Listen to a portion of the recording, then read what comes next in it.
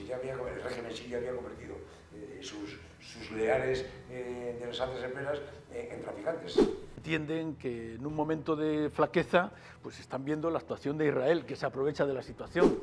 Rusia va a tener problemas y era su base estratégica en el Mediterráneo. Vamos a tratar el tema de Siria, el tema de la caída del régimen en cosa de 10 días, no ha pasado mucho más tiempo, la rapidez con la que se han desarrollado los acontecimientos y la intervención, por un lado, de Rusia, que yo creo que ha aprovechado la oposición, no Siria, sino en este caso la oposición mundial a la actuación actual de Rusia por temas de Ucrania y otros añadidos, y la espectacularidad, la rapidez y la normalidad con la que se ha llevado la caída del régimen de Al-Assad.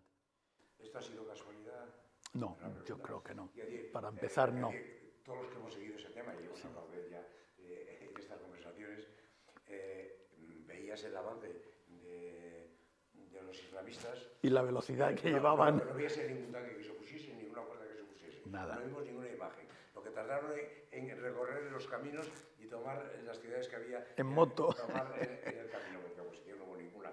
Ahora empezamos, entonces hicimos recuperaciones, no había mostrado de información. Yo hice la recuperación, que este tema lógicamente había sido previsto antes. Sí.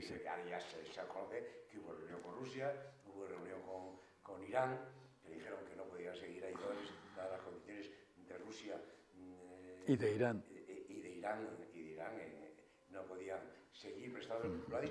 Hoy lo ha dicho en una conferencia el exiliado en Moscú, ha sacado información diciendo que es que no podía hacer frente a la situación, que no ha fallado al ejército y al pueblo, que no había medios.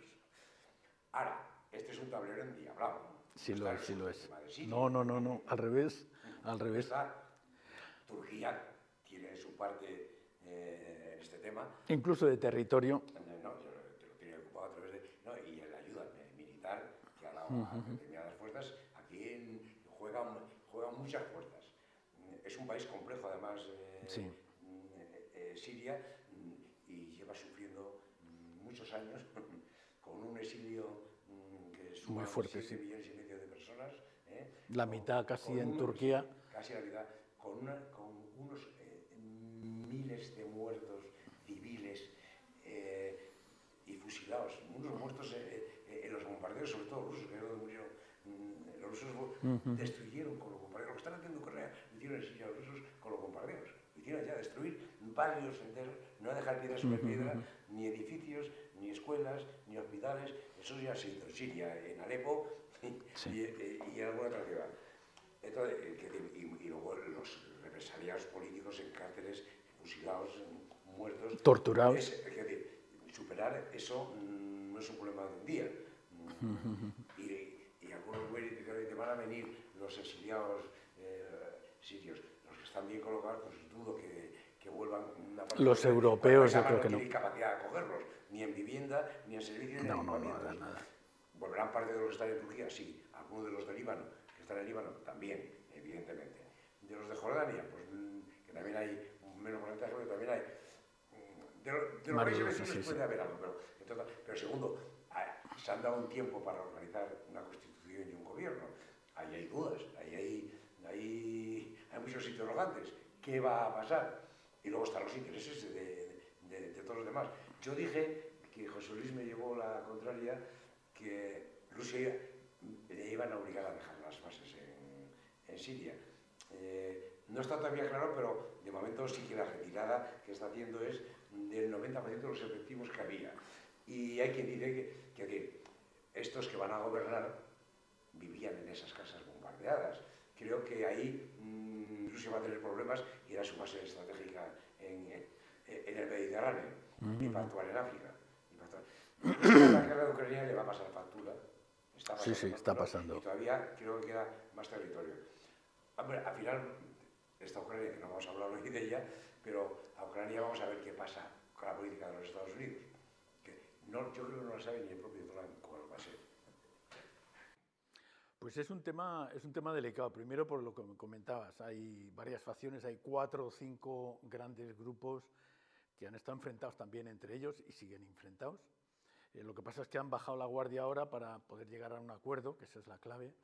Pero yo creo que la gente que no ha estado acostumbrada a negociar, a llegar a acuerdos, es difícil que lleguen, pero también fue difícil la transición aquí en un momento dado, aunque veníamos de una situación pacífica desde hacía tiempo y era una dicta blanda, si se quiere, a partir del año 70-72.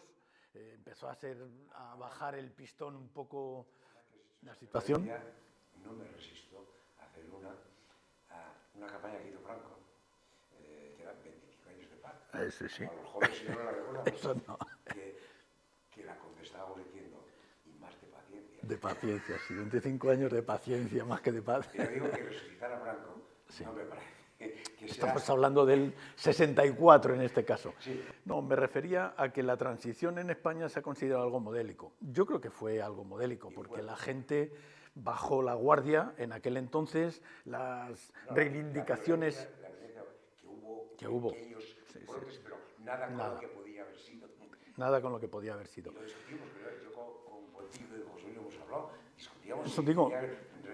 Si teníamos que hacer una oposición frontal o no, se discutió. Sí, claro, se discutió. En los ámbitos de la izquierda y en los ámbitos de las fuerzas democráticas sí. Que había también, se puede discutir. A eso me refiero, los dos hemos vivido los acontecimientos desde el año 60 y tantos, porque estamos hablando de que los dos pasamos de los 75 años y es cierto que yo creo que el ejemplo de la transición fue un ejemplo modélico.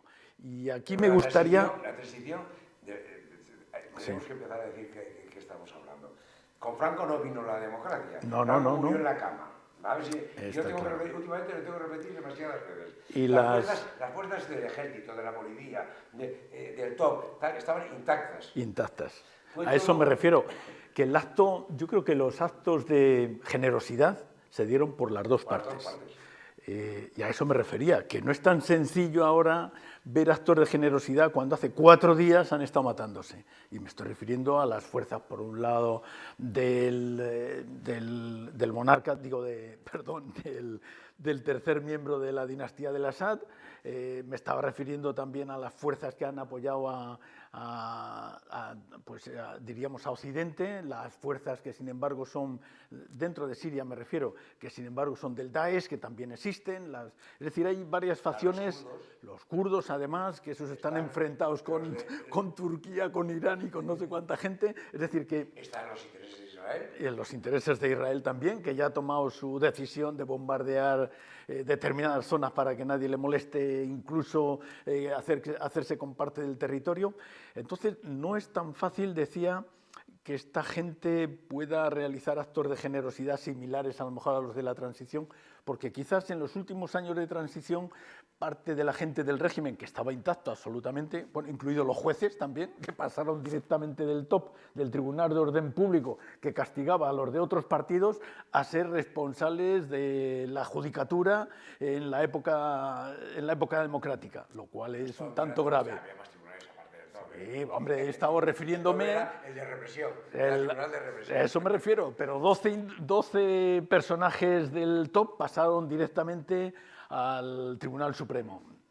Ojo, que no es ninguna tontería. Gente que reprimía pasa directamente a defender la democracia. Siria podría mandar. Sí. Y yo espero que Siria no cometan el error que hicieron los americanos en realidad de sacar el ejército y la judicatura, y de ahí todavía no lo han superado, y todavía de superarlo, pues eso puede irse madre. Total. O en Libia. O en Libia. Que no repitan, o Afganistán. El de Líbano, que es menor, o Afganistán. Espero que es no cometan que el error es un de desastre. de borrar todo vestigio de administración. Desastre tras desastre, que esa es la cuestión de fondo.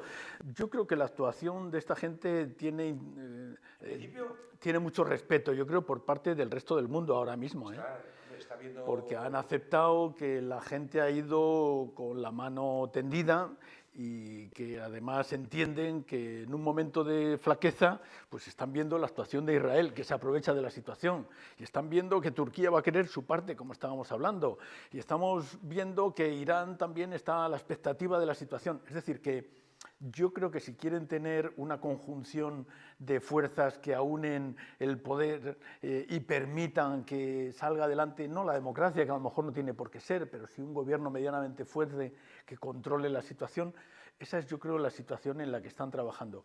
Y a lo mejor no necesitan ir a una democracia como la nuestra. La situación económica que tienen es desastrosa, sí. De desastre. De desastre. Y lo dijimos en el otro número, pero me ha hecho gracia que hoy en 2 artículos